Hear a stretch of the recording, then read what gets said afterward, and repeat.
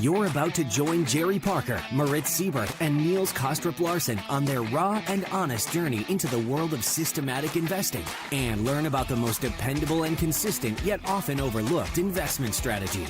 Welcome to the Systematic Investor podcast series. Jerry Parker and I, Niels Kostrup-Larsen, are delighted to be back with you on this week's edition of the Systematic Investor series, which is our weekly open-ended and quite raw exploration of the world of rule-based investing, and where we also try and take some of your questions. Moritz is not able to join us this week, as I think actually he's out skiing this weekend, if I remember correctly. So it's just you and me, Jerry. Good morning to you. Good morning, Niels. Now, end of another week, and what a week it's been with kind of the Fed defying President Trump, U.S. equities heading to bear market territory, uncertainty and chaos when it comes to Brexit. The list is pretty long this week, actually. So that may give us some a little bit to talk about when it comes to trend following and how we fared this week and so on and so forth. And the good news is we've got a lot of questions this week, which we will try to deal with as best we can. So why don't we jump into it? Do you want to start out with kind of a quick review from your point of view in terms of the trends we saw and how sort of trend following seen by the eyes of you fared? Sure. I think it was a great week for trends. We can't avoid the stock market. We want to be alternative. We want to trade other things. We want to go short. But the stocks were prominent. Once again, any reason to go short, any rally was met with more selling. I'm not even sure that we needed all of these fundamental reasons. The market's going to go lower, and it's been telling us that for quite a while, viciously lower, quickly. So that was great for CTAs, that downtrend. Those short positions, probably for most medium to long-term trend followers, were established prior to this week. So that looked good. Dollar didn't do a lot, but it stayed near its highs. Good for trend followers. The short energy, we were complaining about losing money on the longs. Just get short, and it kept going. So not too bad for trend following. The trends, probably different story for different types of strategies, medium to long term. But there's some trends out there, so that's good to see.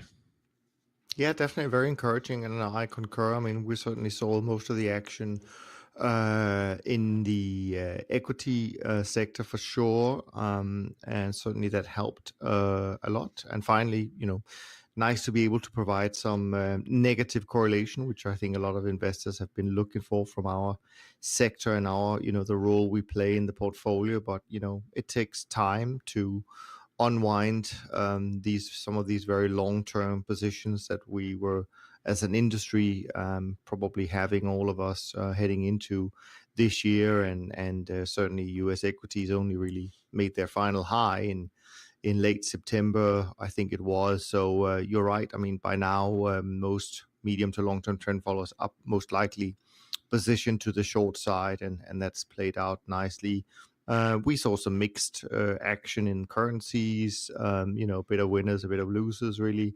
Still hurting a little bit in the fixed income, U.S. fixed income, but certainly European fixed income seemed to be still continuing to the upside, which helped.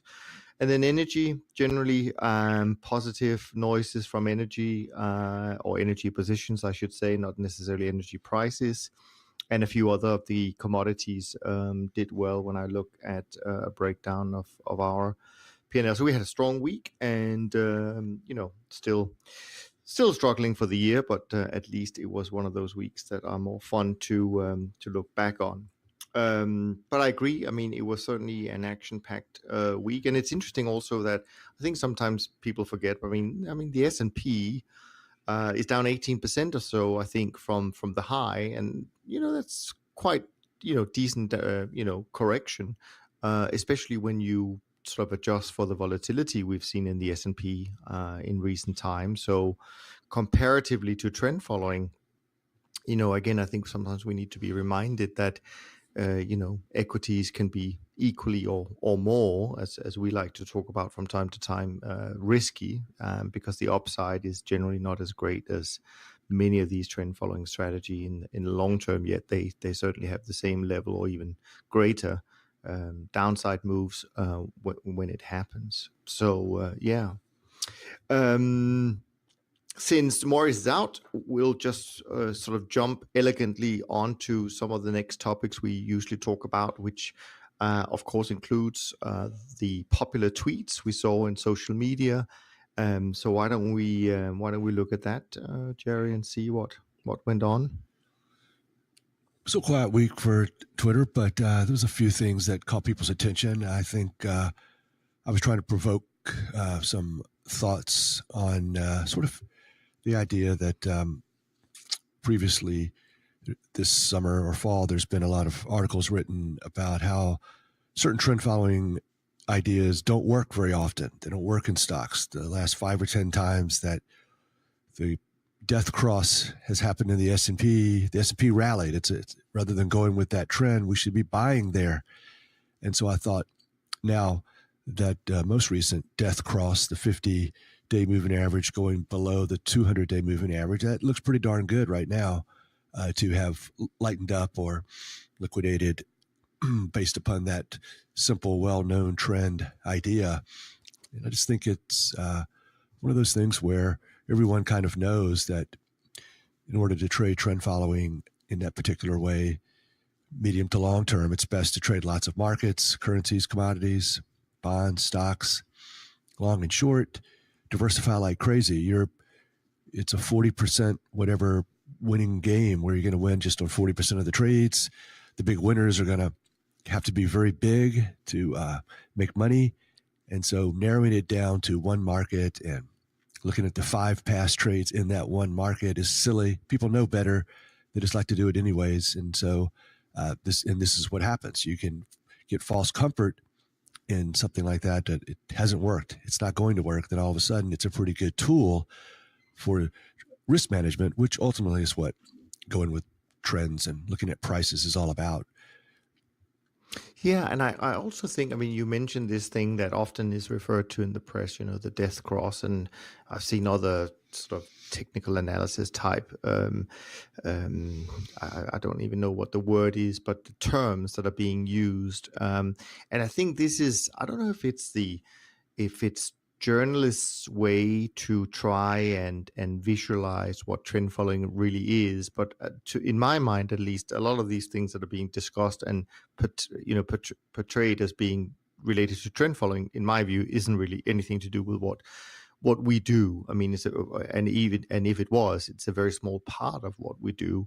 But I guess people want something, that they can.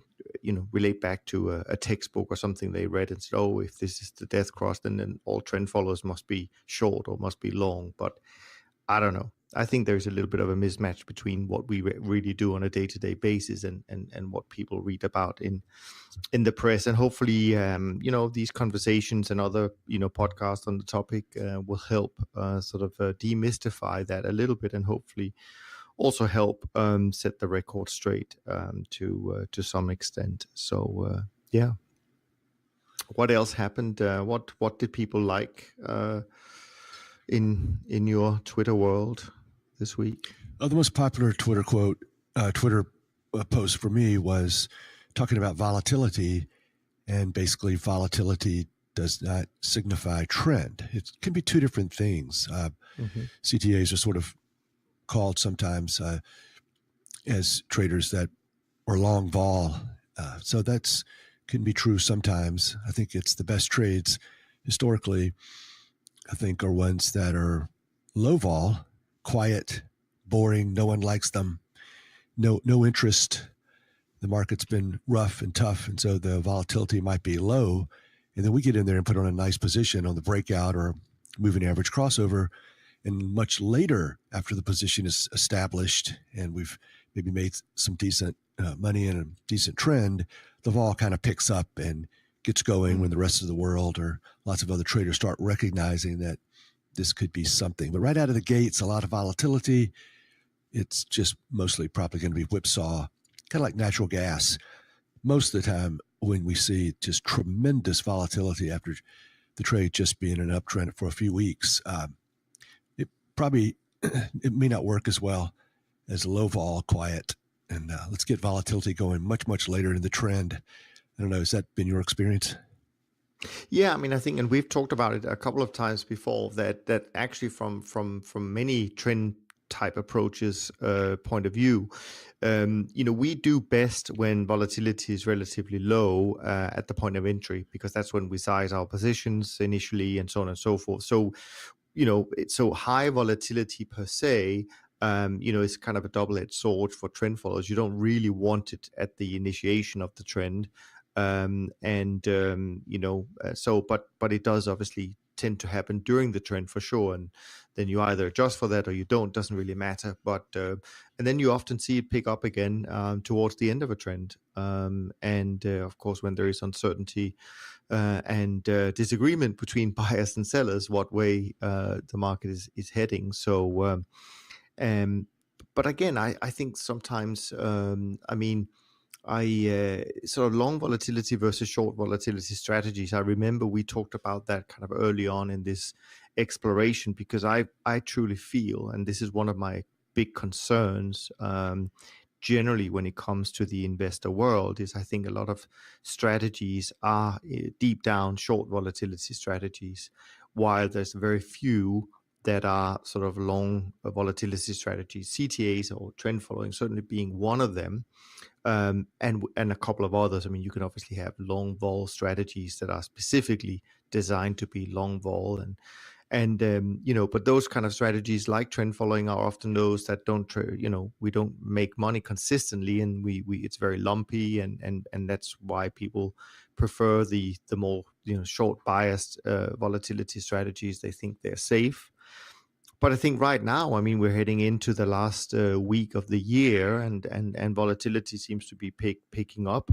You and I was talking about it just before we hit record, and that is, I mean, what happens with equity markets once this net inflows we've seen in all these passive strategies and mutual funds, when that turns and becomes net outflows.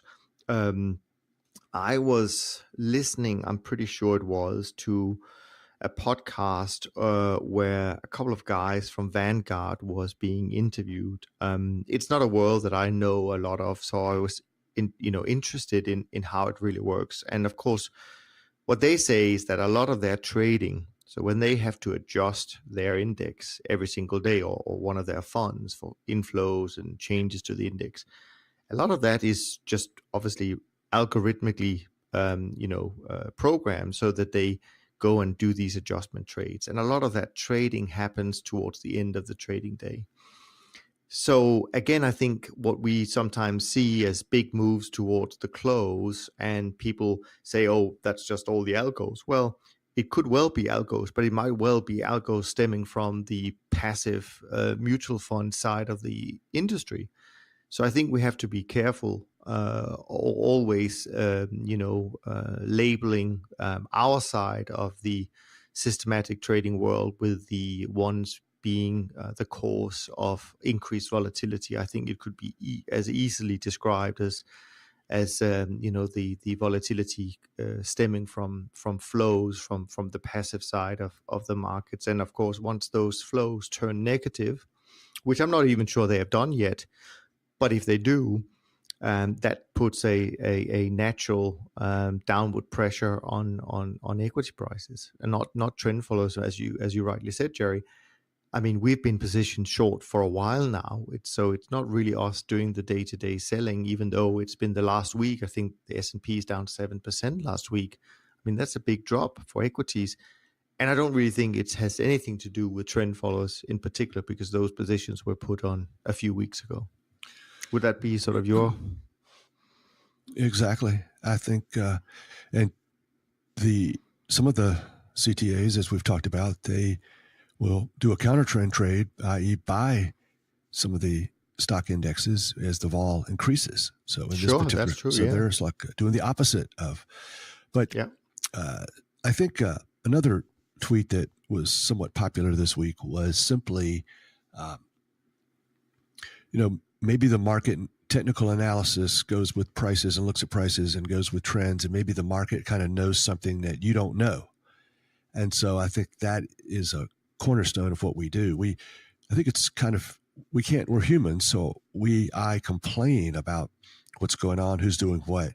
But at the end of the day, we don't really pay much attention to it. We don't say, oh, it's algos or it's this, so we don't have to follow our system. No, we're just cocktail party talk. We're like complaining or wonder what's going on, but who knows? And I think that sort of way approaching the markets is, I don't really know. I don't really care. I don't like it necessarily. I don't like getting run out of my crude position, but I have to follow the prices because that's safer. And the market can be wrong, but it's risky to assume that the price action is illegitimate.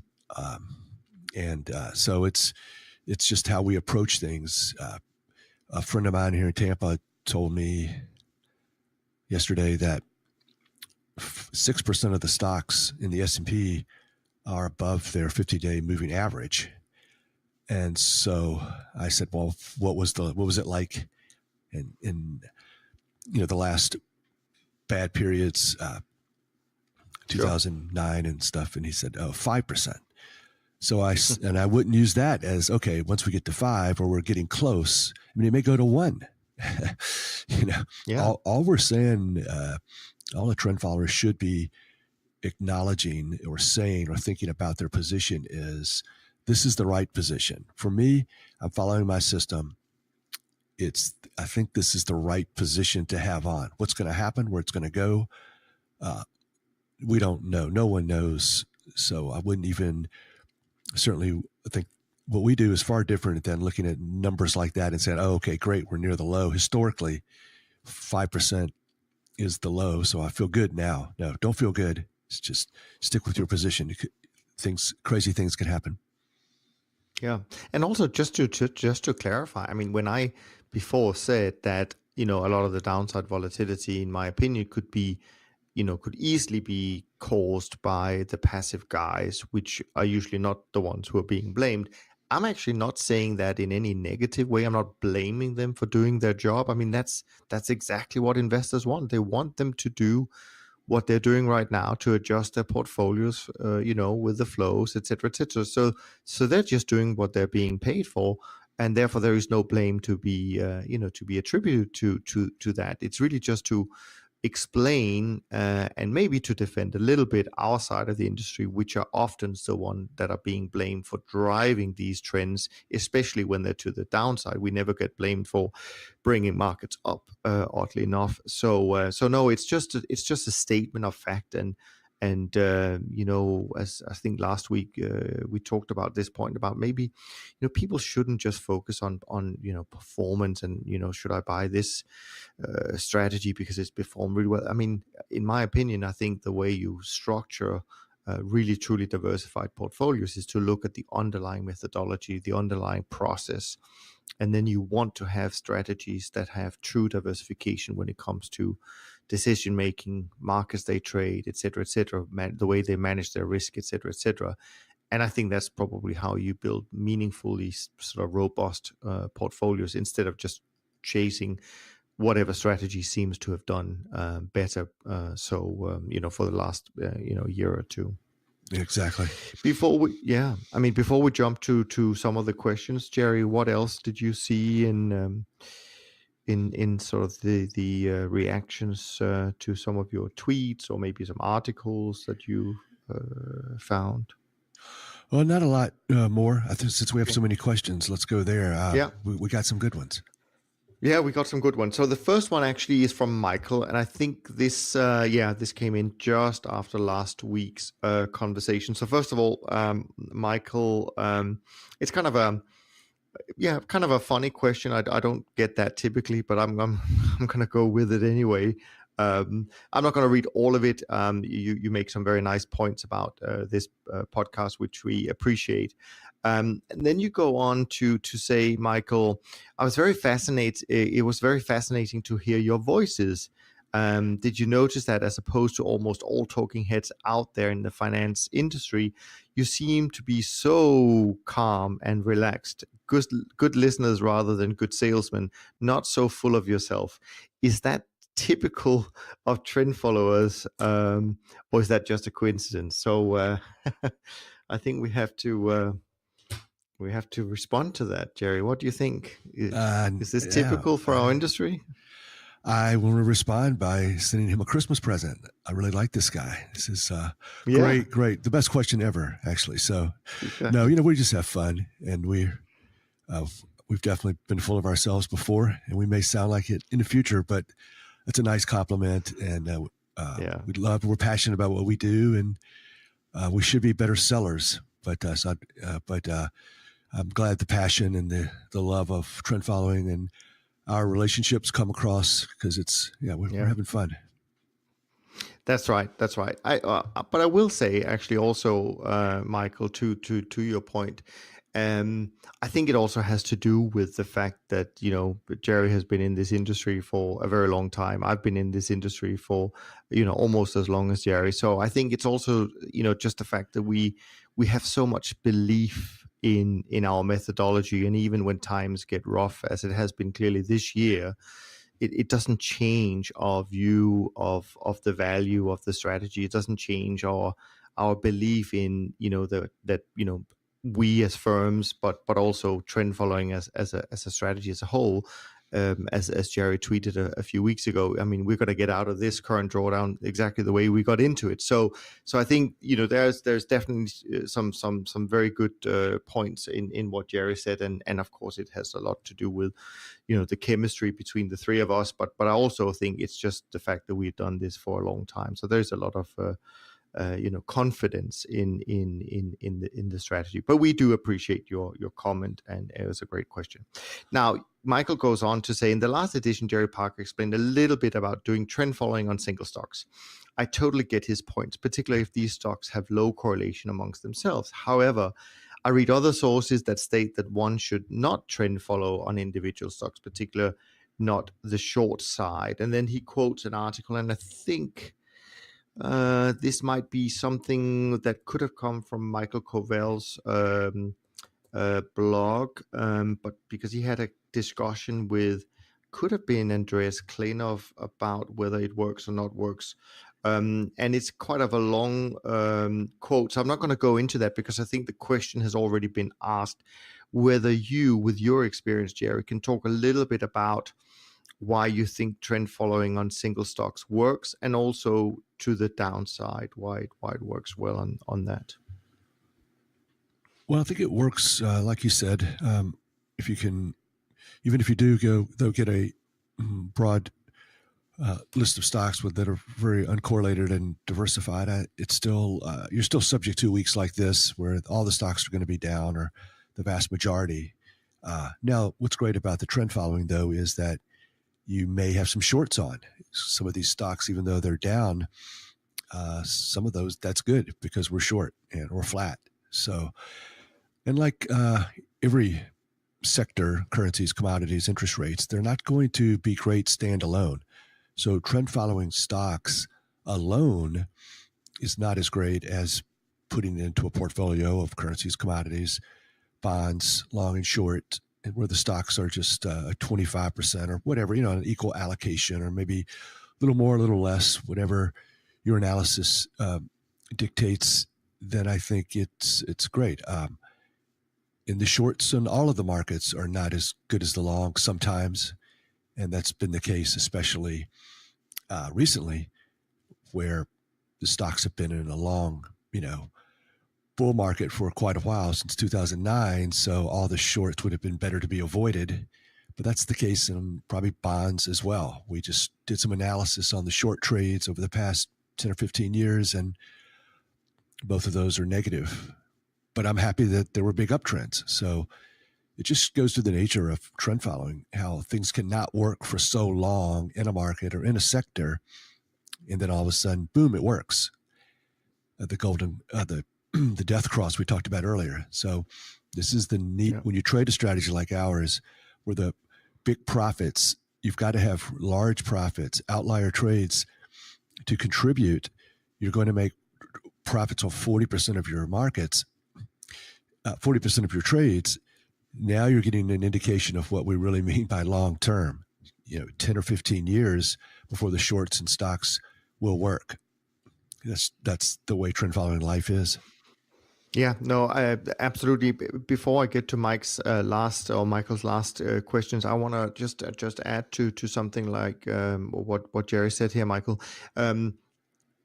It's interesting because when I look at attributions from various sectors, so we trade 10 different sectors. So if I look at attributions on that, prior to 2017, if I look at the equity contribution for the last 10 or so years, there really had not been a lot of positive contribution, to the way we do trend following on our side.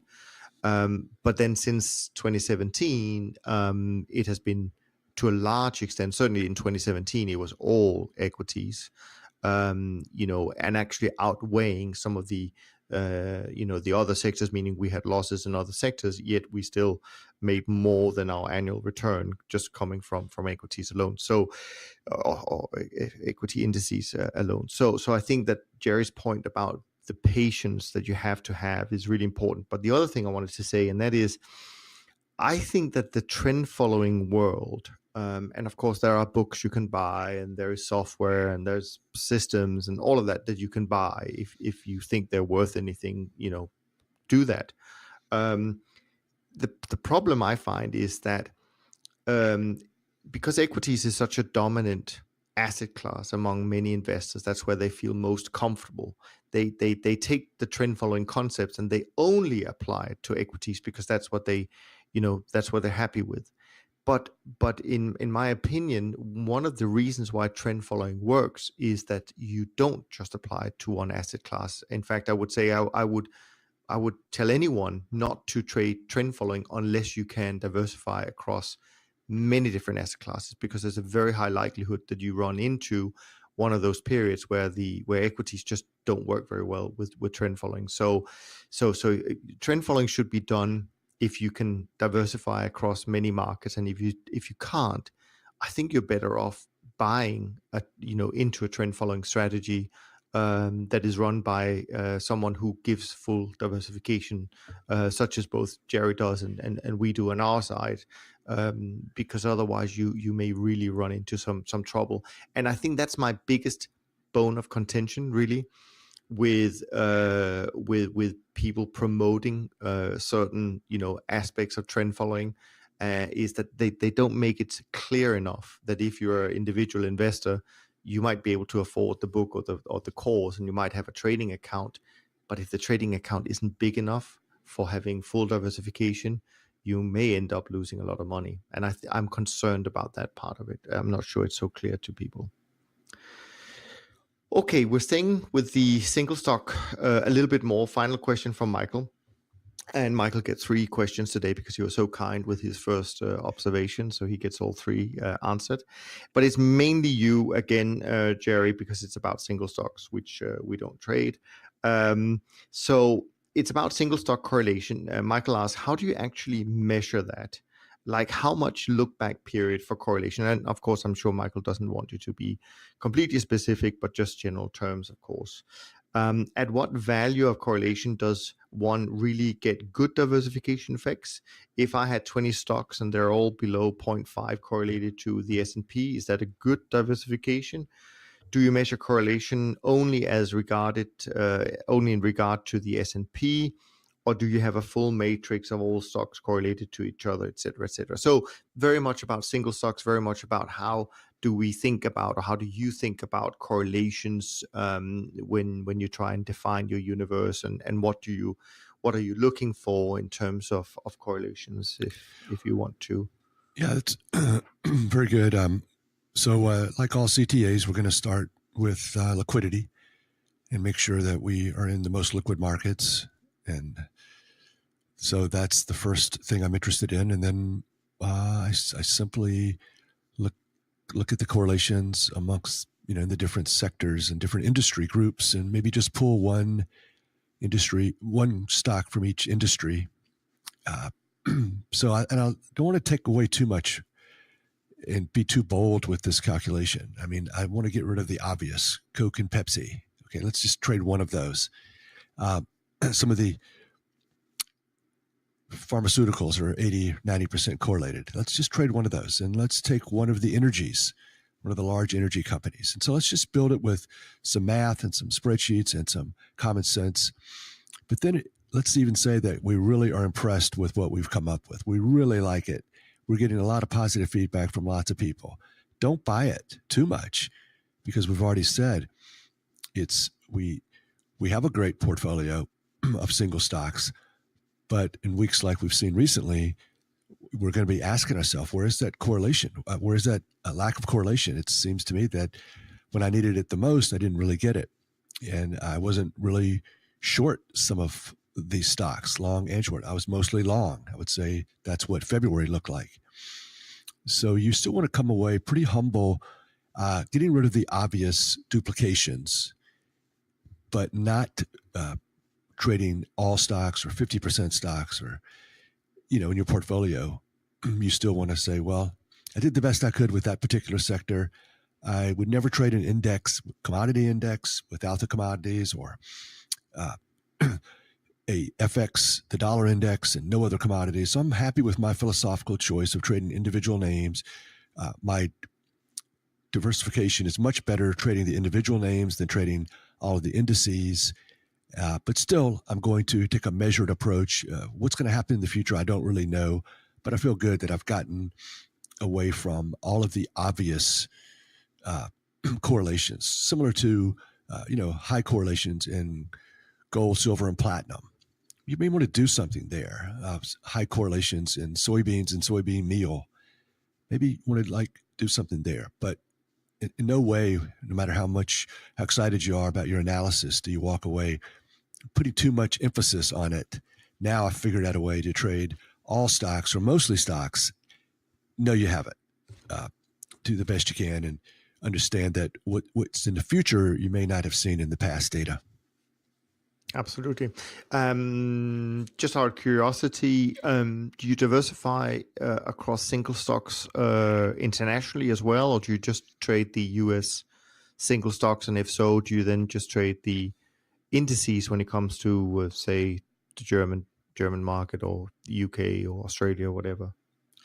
I trade a handful of non-US as well. So some of the larger. Okay. Yeah. Okay, cool. Well, Michael, thanks again for your question and the comments, and I hope this was really useful for you. I'm going to jump to another question, and this is from Nick. Nick has a very short question. He says, do you ever front run your systems? I sold some ETFs I owned before the end of November, knowing the price was going to go below the 10-month moving average. I figured I'd get out before the algos sold on December 1st. So, okay, Nick, thanks for that. Jerry, do you ever front run? I don't front run, no. I don't. Nope. That's not a concept that would figure into my trading.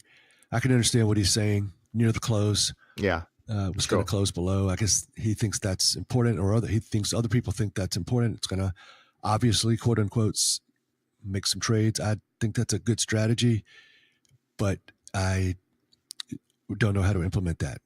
So no, I agree, and neither do we on our side. And I the only thing I would say, Nick, is that maybe as Jerry was suggesting, maybe it was like 100% sure, and then maybe that's why you used the word knowing that the price was going below the 10-month moving average, and then you could say, well, I would get the signal anyways. But I think when it comes to trend following, I think if you really want to do trend following, I think you have to commit 100%. And I think the small gains you may get from something like that I first of all, I don't think they can be that great in the long run, and secondly, once you start going down a path of not following your system 100%, you may get into some trouble later on. So not something that we do on our side, not something Jerry do, but we understand the temptation of trying to get a head start, so to speak. Well, thanks for your question, Nick. Let's jump on to David's question. David had another question here. Have you ever been through a market similar to this year? Equities sideways chop. How did the market turn out? How did you come out? What lessons did you learn? So I'm going to come to you first as well, Jerry, on this one. I'm certainly sure that there's been some years like this and maybe even markets like this, but I don't think I want to take away too many lessons from specific years. I think it's always going to be different, but following my system, and that's some of the lessons I've learned over the years when I didn't follow my system, or I traded too large, or I didn't, in hindsight, wasn't as diversified as I wanted to be, or maybe I was too short term and I needed to tweak my systems a little bit. Those are the sort of lessons I'd rather pick up rather than looking back on a certain year and trying to match it up. And certainly as how it's going to turn out. It's probably not going to turn out the way it did in 12. I think we had a poor year in 2012. There was a lot of sideways. With us, we don't really care or focus on the S&P, but there was a lot of sideways maybe in the currencies and energy. And we did some looking at our systems and took away some lessons, but not sort of trying to match up one year that looks like this year.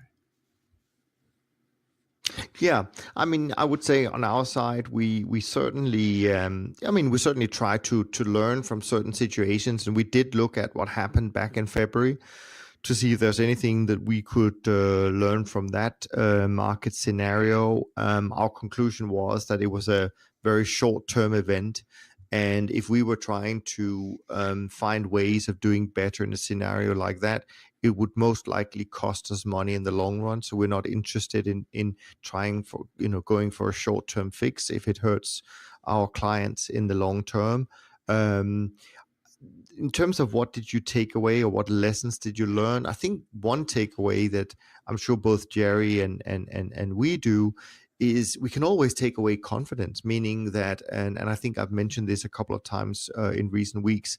I mean, this year for me, especially when I look at the trend following performance, where we've had, a couple of back-to-back difficult months, it does remind me a little bit about sort of 2007, prior to the really strong run we had in 2008 as an industry, and 2013 prior to the very strong run we had in 2014. So in that sense, I would say that's some of the things that come up in my mind when I look at a year like this. Not so much the specific market conditions, because as Jerry said, it's going to be different every time.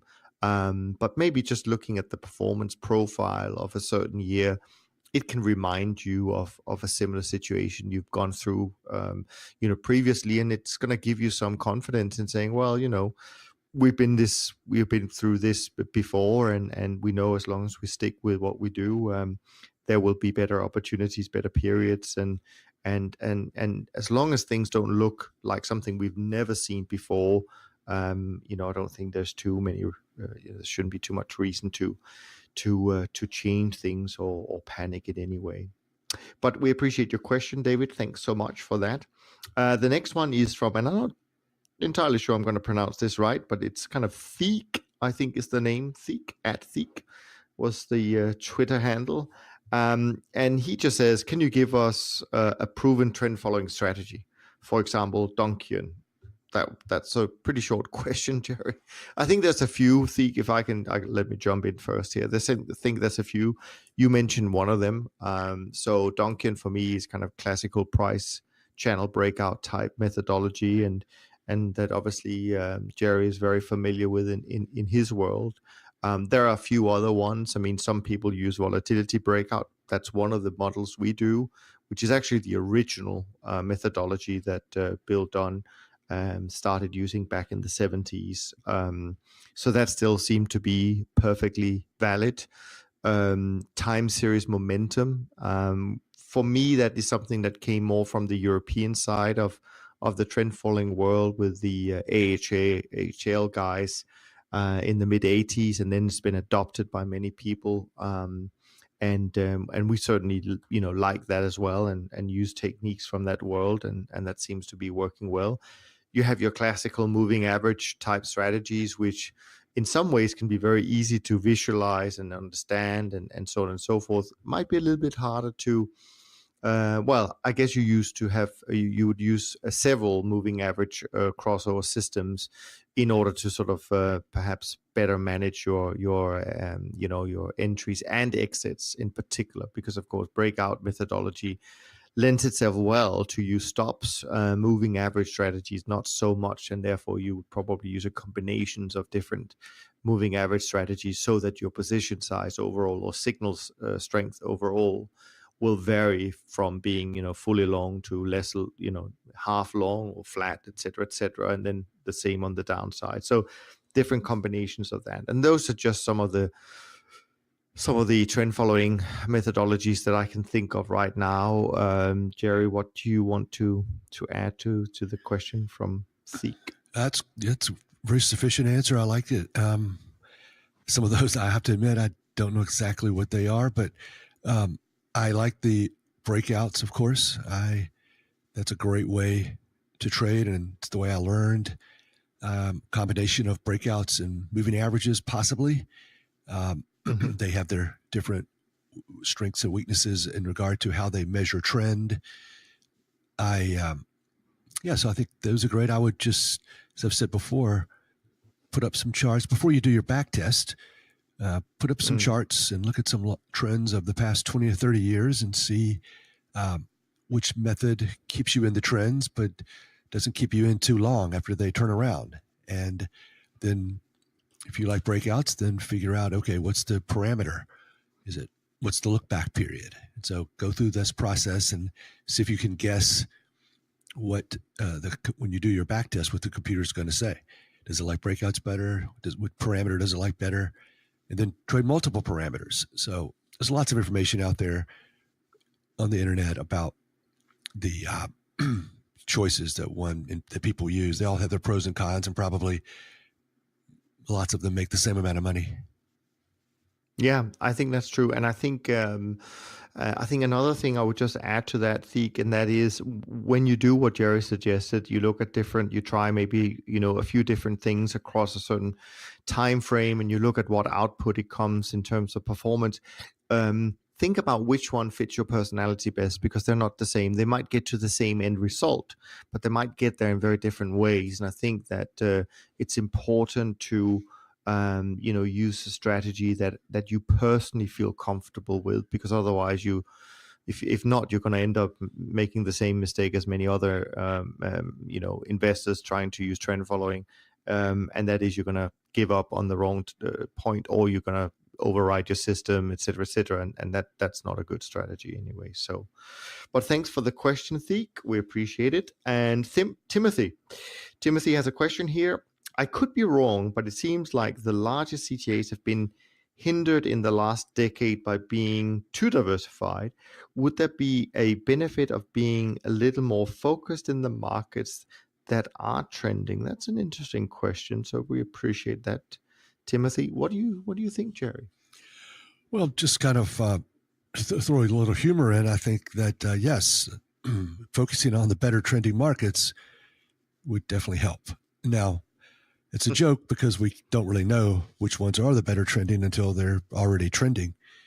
So we've got to follow the system and hope we get our fair share of those trending markets, and that the way we have our portfolio weights set up, it's in some sort of even way with the currencies, commodities, stocks, and bonds, that we're not overly one-sided or overly committed to one sector. So we increase the chances of finding those good trends. But that's a tempting idea to, before the trend begins, identify trends that are going to be better. I mean, we've kind of done that because we're refining our system. I like to have a system that's kind of hard to get in. The entries are hard. The trend has to be bold, big. It's not wimpy, and it closes on its high, closes on the highest high it's been for a while. Something like more trend is better. And so I've already discriminated right there. I'm saying, okay, not a huge difference between maybe a trade I didn't quite have to get into, but I am trying to say, okay, more trend is better, and my system kind of does it, but that's about it. I don't really think that I don't think it's possible to be over diversified. It's all these trades have the same expectation, and more diversification, the better. So it's not really a concept.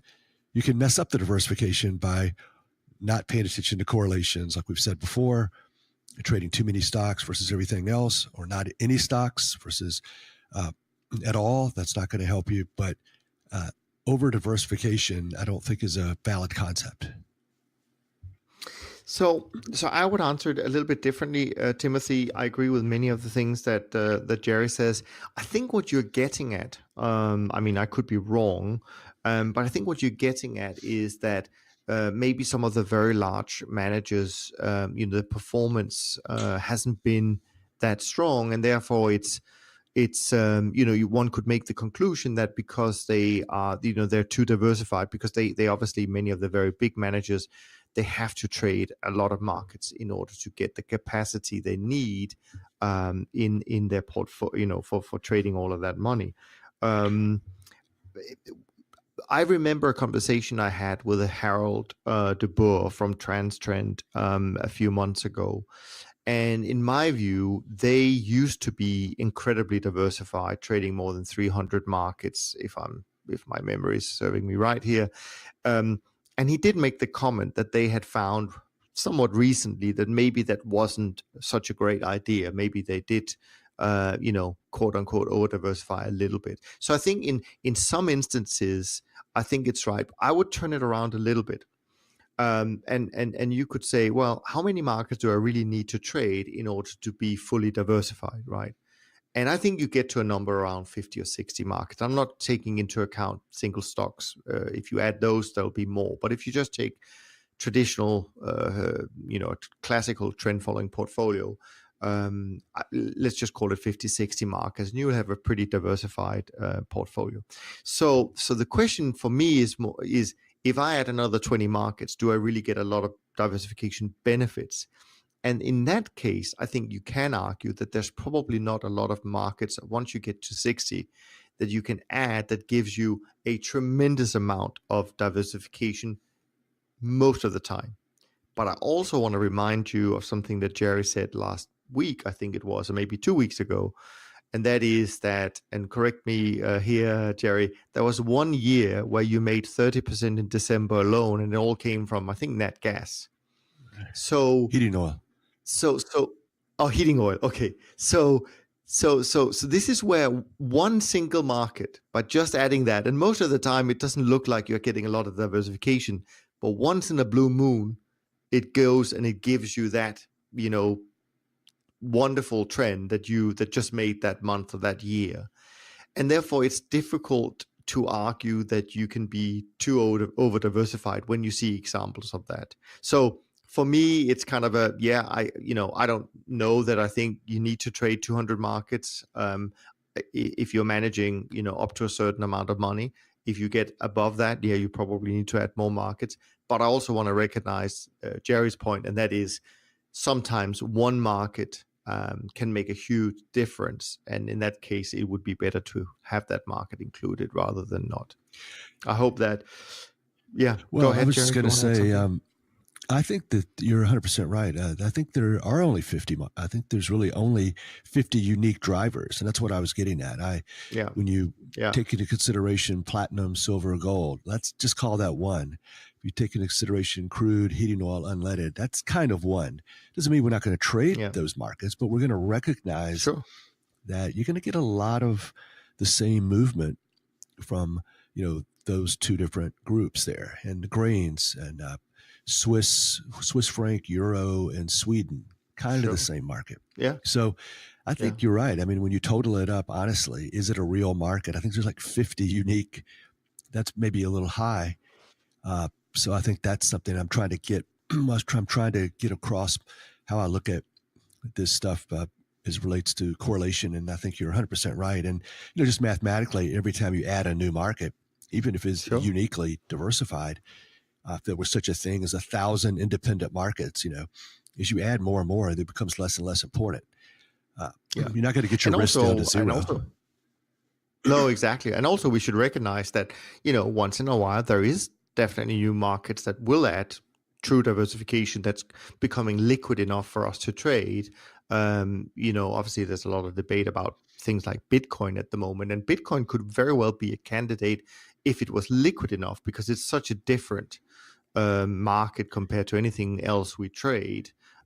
So just to answer that fully, Timothy, it doesn't mean that we get to a static portfolio and say, oh, we're never going to trade any other markets than this. We constantly monitor this and see if there's any other opportunity. And sometimes sometimes we take a market out if it becomes just too small and too illiquid.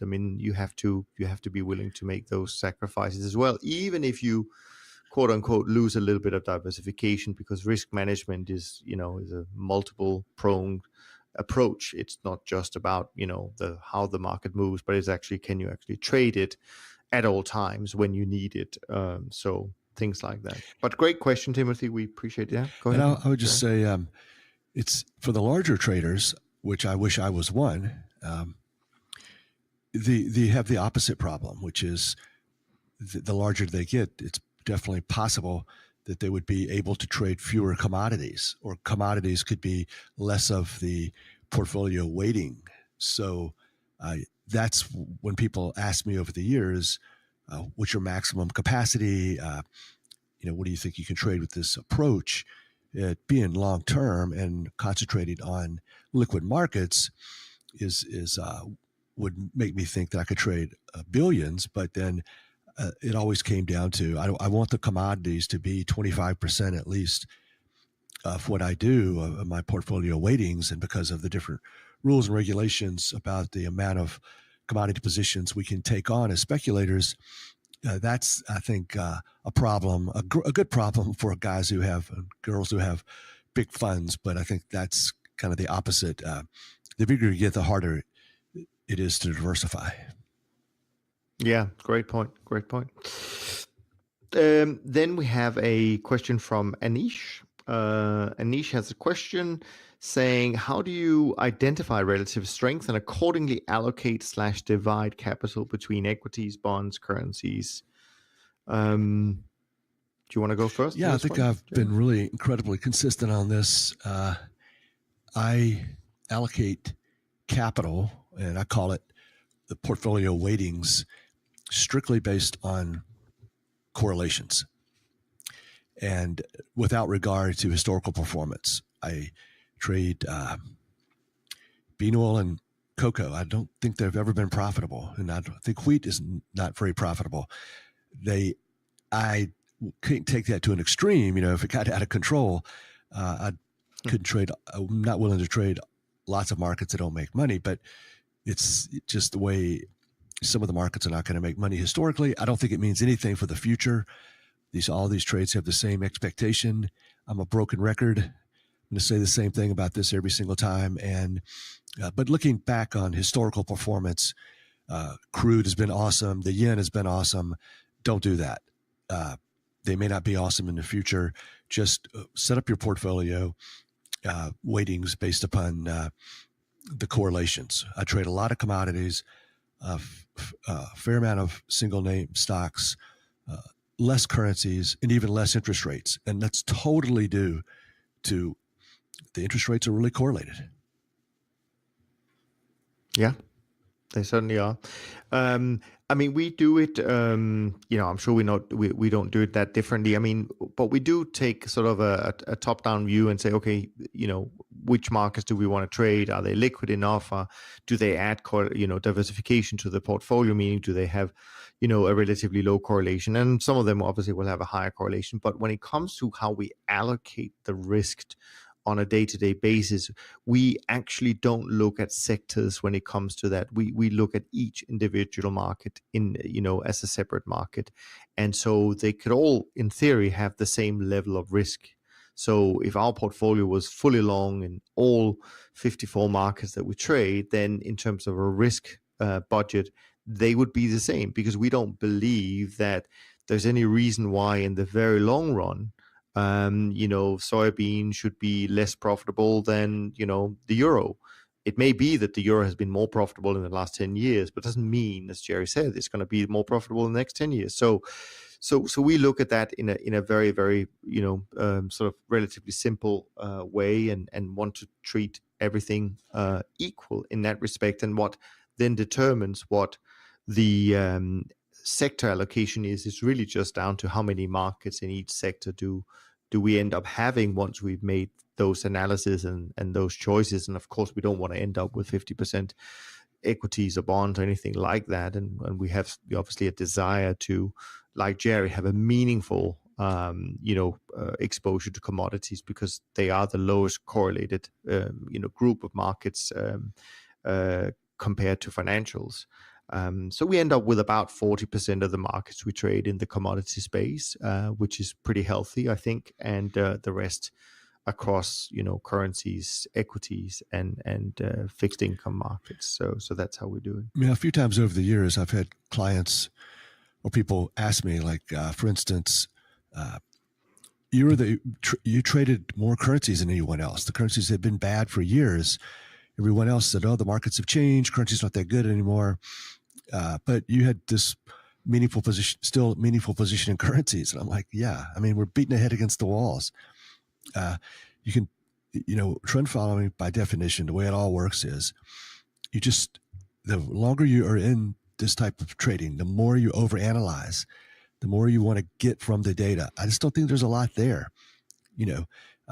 That's the hallmark of my success, is I tried to do as little as possible. I tried to take away information and lessons from specific markets and situations, as few as possible. Diversify, go with the trend. Please do shorts. Don't hesitate to add in single stocks. They're just offer more diversification. Done. It's not even a question. Move on to something else. Indices are kicking the butt of single stocks now. I don't care. What do you believe in? Right. What are your principles? What are you going to live and die on? Principles that are going to last for eternity, and try not to pay too much attention to today, although you can't ignore it. Yeah. And also because, I mean, every time, as tempting as it may be to say, oh, I really should do it differently because that would have been so much better in the last 5 years. I mean, every time we even, and I appreciate the fact that, our clients want us to continue to evolve, although they don't want us to change. They want us to become better at what we do. And we try that every single day. We go to work, we try and find something, but we also have to acknowledge and balance the risk that every time you make a change to your system, there's a chance that you get it wrong. So I completely agree with Jerry on that point, that you want to do enough, but you don't want to do too much either when it comes to market selection or number of models or whatever it might be. And this is why trend following is such a hard strategy, because we know what we do is not going to be optimal at all times. And if you can't accept that, then trend following is not going to be the strategy of choice. That's right. Okay, yeah, go ahead. Well, I was just going to say it's even worse. We're not even optimizing for where we should get into crude or get out of crude. The whole system is being designed by what is best for all the markets, and so yeah, that's a very important distinction. Actually, I think that's a great point that Jerry brings up, because some managers will have individual parameters based on markets, and where you can say, well, it's better if I trade crude on a 30-day look back period, and I'm going to trade, soybeans with a 40-day look back period to make it very simple. That's a choice.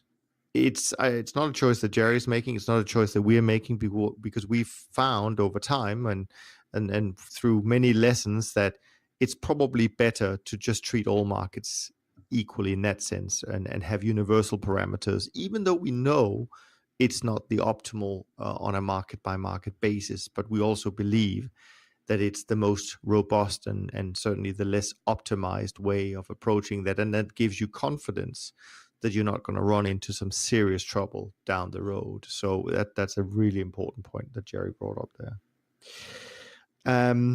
Thank you so much, Anish, for these questions. We're going to jump to @ThinkPec, I think is the Twitter handle here. Does the intensity of trends change over time? Assuming that we are the most advanced human occupants yet, are we approaching peak existential risk? Not sure I quite fully understand the question, but let's go with it anyway. How would you approach that one, Jerry? I have no idea what the second part means, but no, things do change, and that's an easy answer. Yeah. But I don't know what he means by intensity. I think, yeah, but I'm sure things have changed over time. It really just depends. Is your system able to adapt? That's what trend following kind of does. It kind of adapts to what's going on and what's happened, recently with new fundamentals and new ideas and things we've never seen before. It's two way, to look at it. I mean, what's driving trends is always changing. Trend following is awesome at those changes. And then the trends themselves, they do change with more computers, more trend followers, more algos, shorter term, longer term, whatever excuse or the idea of the day is. And so your job is to have parameters that can capture the trends, even though the people in the markets are making those trends change. Yeah, I mean, so the way I would approach it, I'm not going to try and approach the second question because I don't understand it quite. So please rephrase it if you want us to give it a go. But the first thing about intensity of trends, do they change over time? The way I understand your question is that in two ways. One, through the life of a trend, can the intensity change? And I think the answer is yes, meaning there will be, if we have a very long-term trend, it doesn't mean that it's persistently trending.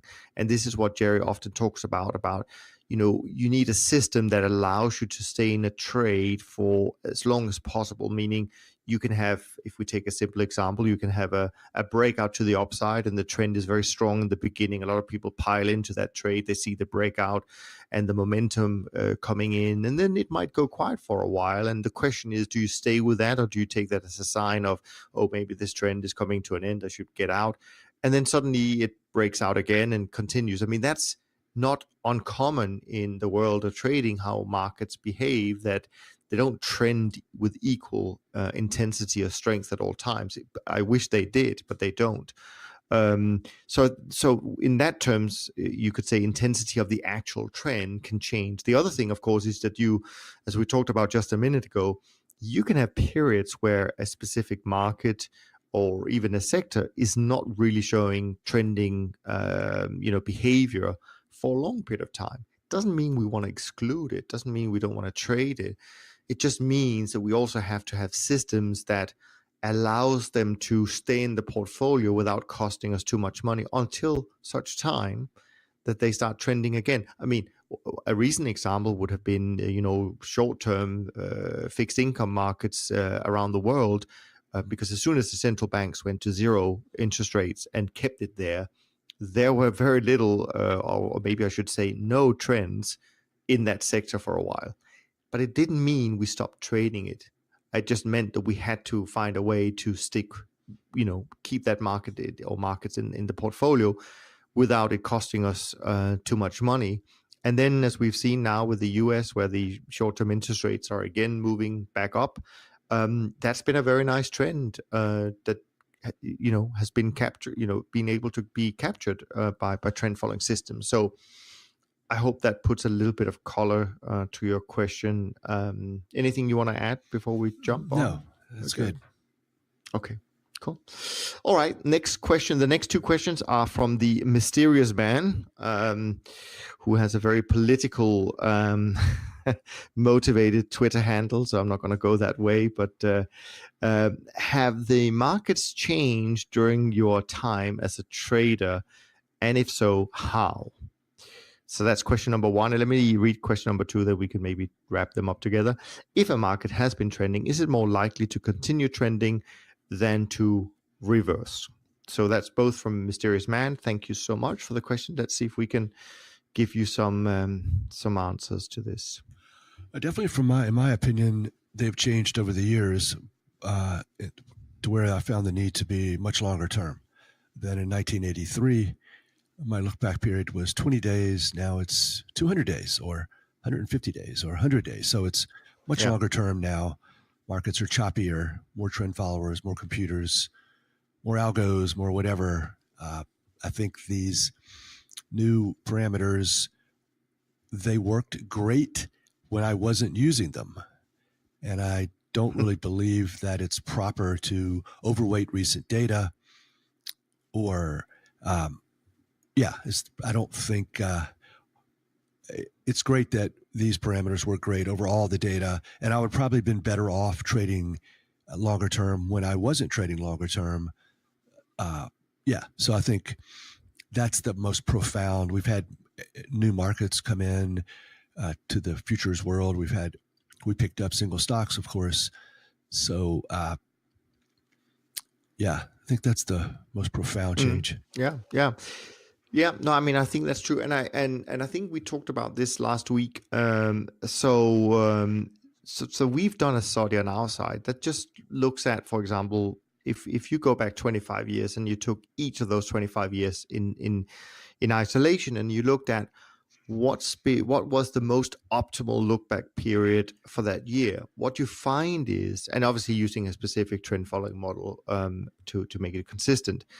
And what we found was that there's a huge difference from year to year. Sometimes you can have a cluster, you can have a period of 3 or 4 years where the look back period is more or less consistent. But you can have years where there's a huge difference. And I think this year is one of those years. I think this year we'll find, if we ran the analysis after the year is over, that this year the optimal look back period would have been pretty short, which explains why a lot of trend followers haven't done so well. And it also explains why a few who may just be trading in that wonderful time period or window this year has done, reasonably well, and why there's been a lot of disbursement between returns of seemingly similar strategies. So I concur with Jerry that that look back periods as an example of how markets change has certainly changed over the years, and like Jerry, we on our side are much longer term than 50 or even 100 days. We're way above that, because in the long run we find that is more profitable to be, which is also why it's been a tough year for us in the sense that it's a bit too long for a year like this year. On the other hand, we truly believe that, again, in the long run it's okay. But it's also why we allow our model to adapt and recalibrate, not to a large extent, but because of the methodology we use for picking these parameters, and which is a dynamic process. It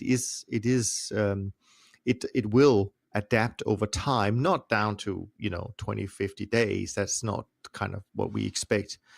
But it can migrate from being super long to being more medium to long term in its parameter selection. So those are definitely the ways markets have changed. And then you ask about whether, if a market has been trending, is it more likely to continue trending or so? I mean, there are some statistics about these things, about persistence in momentum, and I'm sure you can make a very theoretical analysis on this, and I don't have the data for that, but I'm sure a lot of our competitors and maybe our own research groups, they look at these things. But so it's a question that has many answers, I would say, and so I'm not going to be able to give you one specific answer to that. I do think, though, and this is something that I tried many years ago.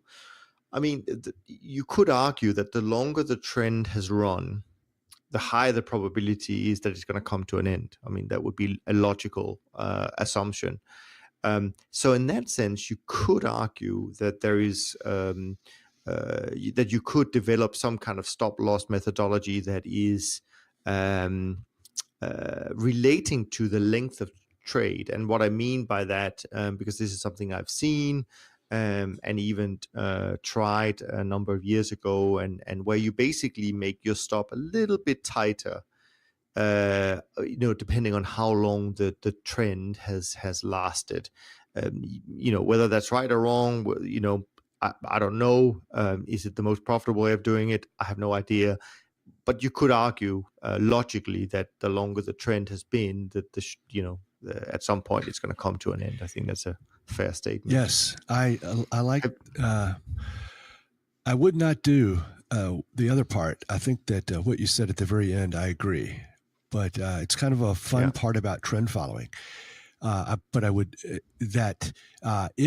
if you were to run this analysis, and 90% of the time this was true, it could still be unprofitable to move the stop closer, right. Because the 1 or the 10% of the time, let's say no trends last over 3 years. So move your stop up very close at 3 years. And then, there was 10% that went 10 years and made another 300 ATRs.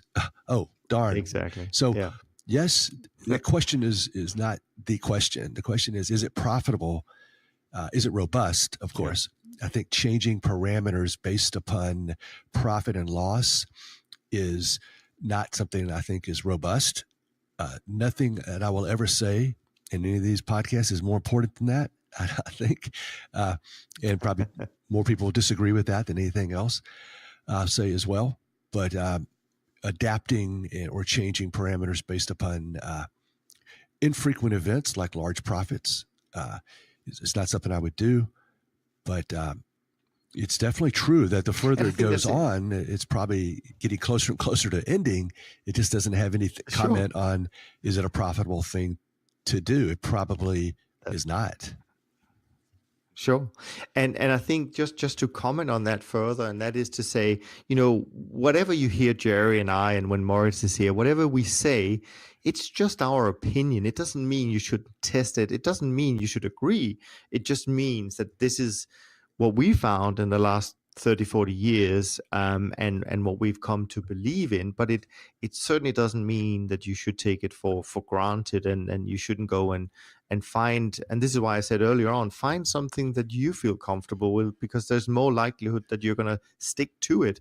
And it's probably more important that you stick to it than whether you get it absolutely right. Well, if I could just comment on that, I would, maybe we have a little disagreement here. I mean, we don't hardly ever disagree, and when we do, it's not very much. So let's manufacture some disagreement here.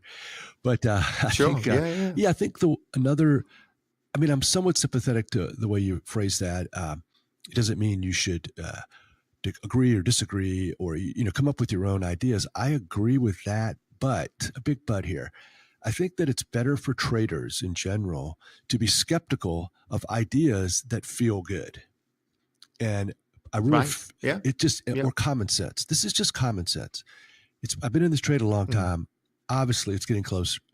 Obviously. And I'm itching to take this profit anyways. As human beings, we like to get out of these things with lots of profit versus I'm going to give myself an A+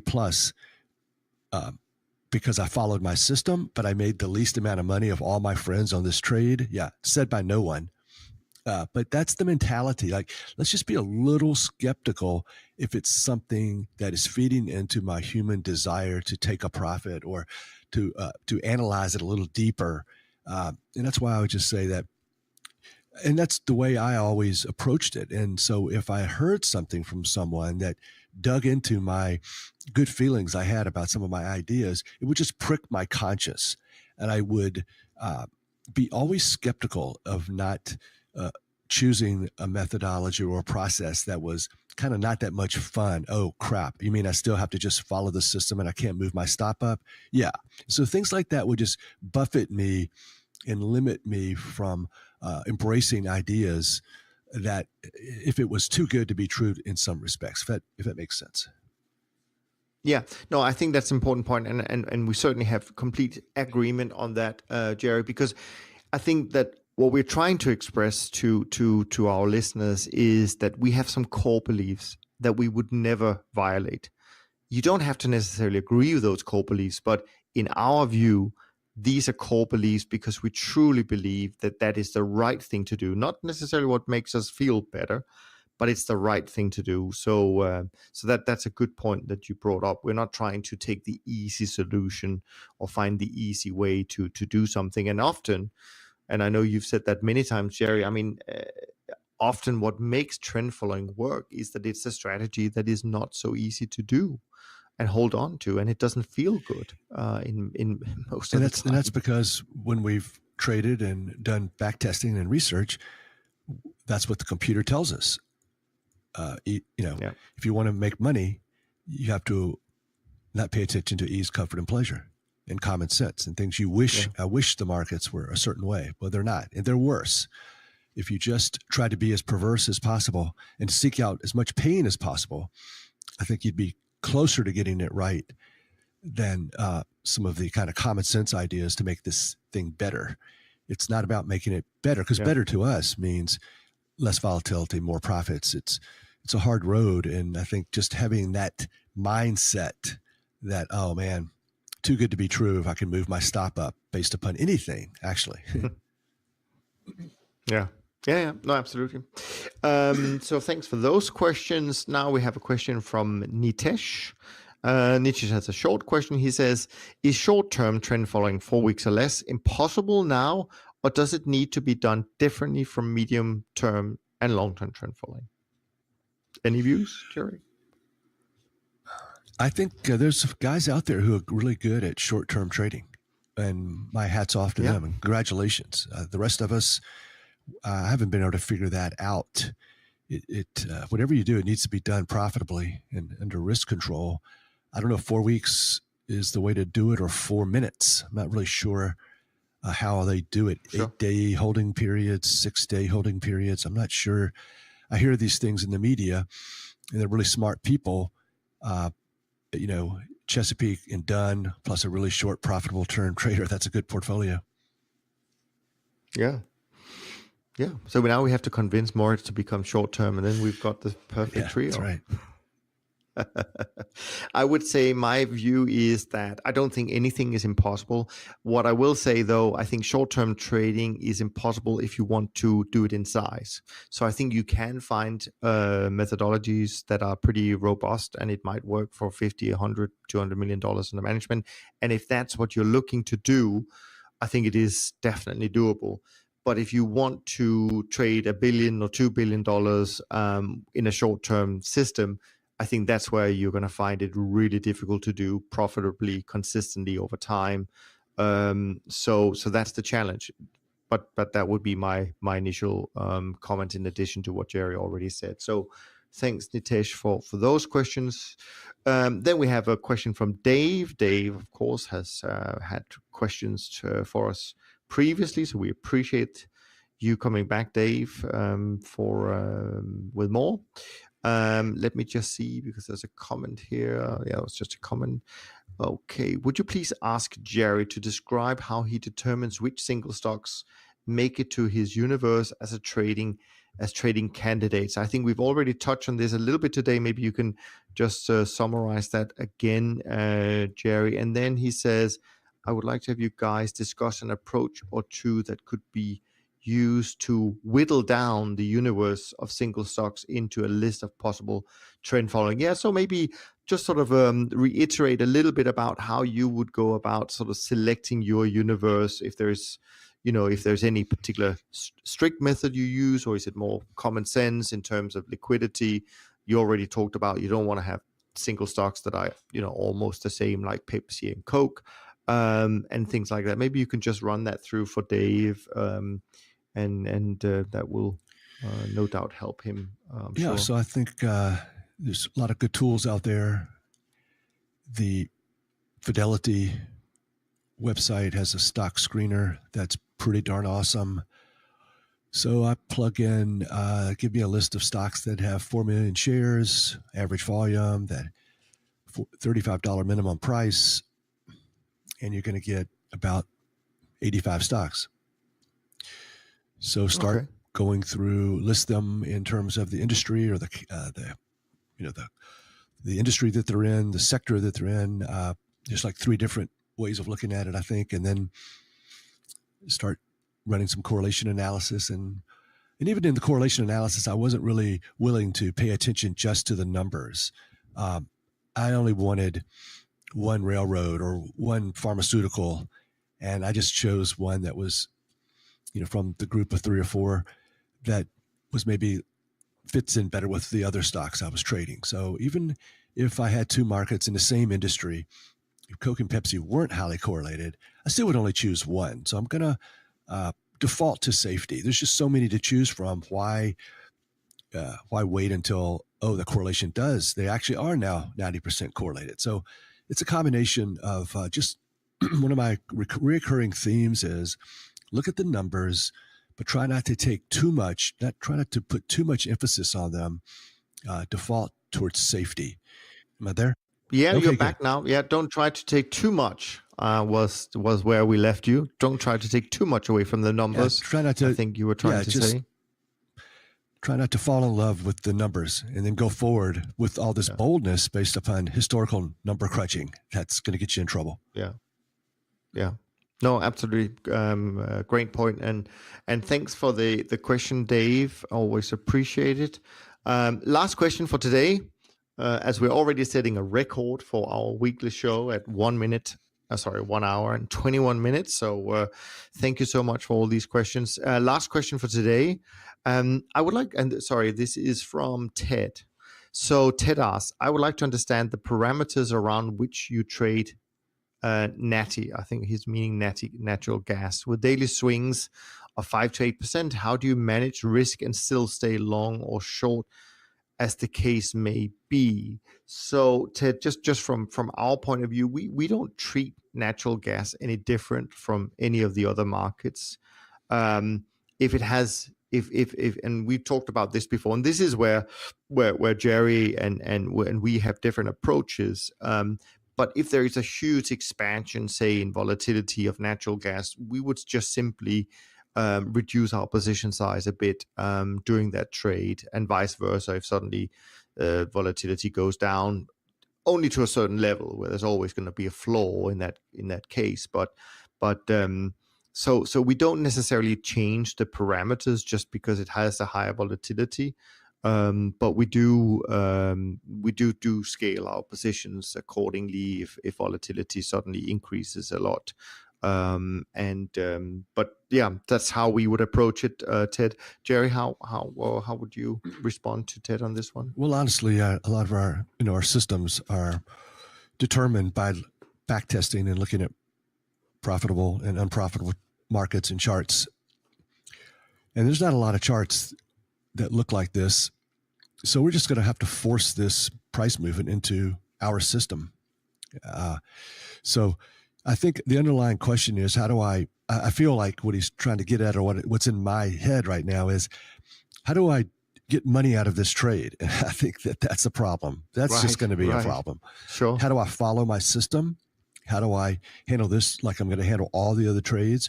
And are you seriously saying that since this chart looks so much different than long-term trends that I have seen and that sort of are dictating the choice of systems and parameters, that I'm going to use the same approach on something that looks so different? Yes. Unfortunately, yes. There you have it. It's not a good answer. I hate that answer.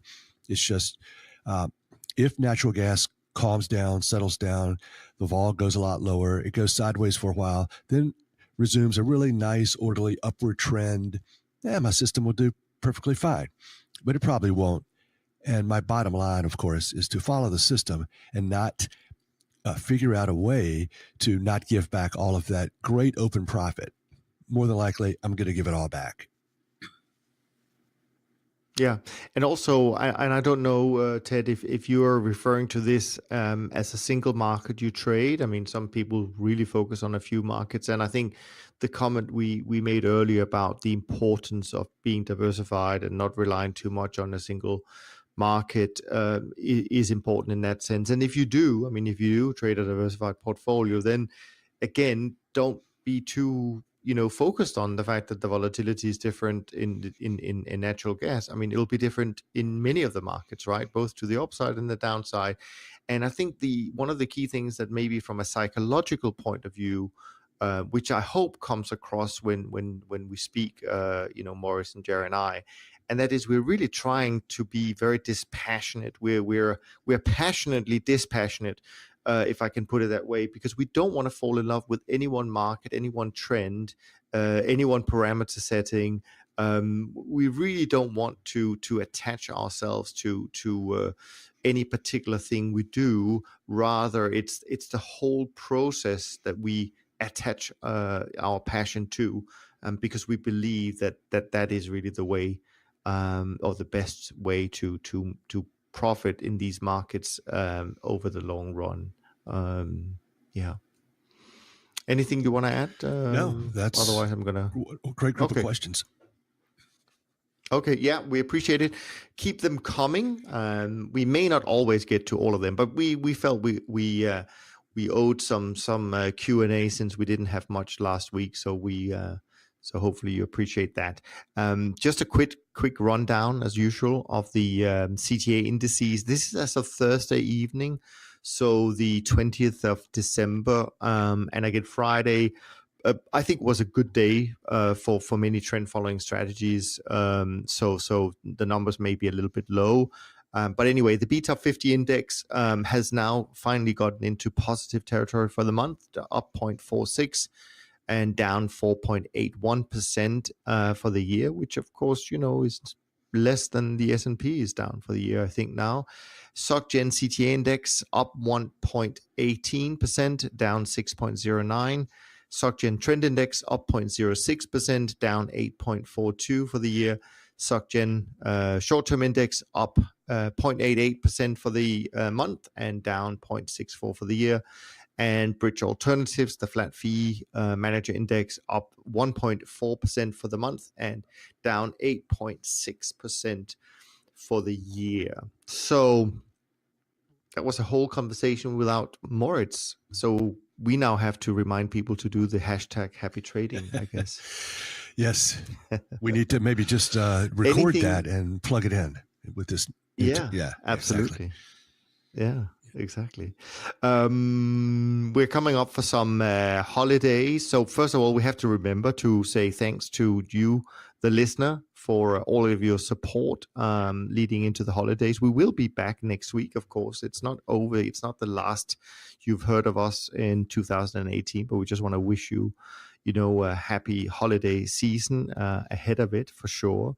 And as Jerry said, we really appreciate your questions. We love this interaction, so keep it coming. And if you have any other ideas for 2019, we're happy to take advice from you guys. After all, we do it for not just for ourselves. We do it to help you. Any final thoughts, Jerry, before we wrap up? I don't think so. I think I've said enough. Phil, I'm a little worn out. We had to pick up the slack from Niels. He's a very important member of the team. Well, yeah. More importantly, we have to pick it up from Moritz. He's the one who's missing today. Yeah. So, anyways, it's been a long conversation, as you can hear. Where it's all rambling for us now. So, on that note, we're going to wrap up this conversation. We hope you enjoyed it as much. I'm sure you can hear we enjoy making it for you. And if you feel you get some value from these conversations, we do kindly ask you to share them, because we find that the more people who share this, the more people will be able to discover, this series. So please leave a rating and review on iTunes and send us your comments. And any other ways you can share it with your tribe, we certainly appreciate. And so from Jerry and me, thanks so much for listening. And we look forward to being back with you and Moritz next week. Thanks for listening to the Systematic Investor podcast series. If you enjoy this series, go on over to iTunes and leave an honest rating and review. And be sure to listen to all the other episodes from Top Traders Unplugged.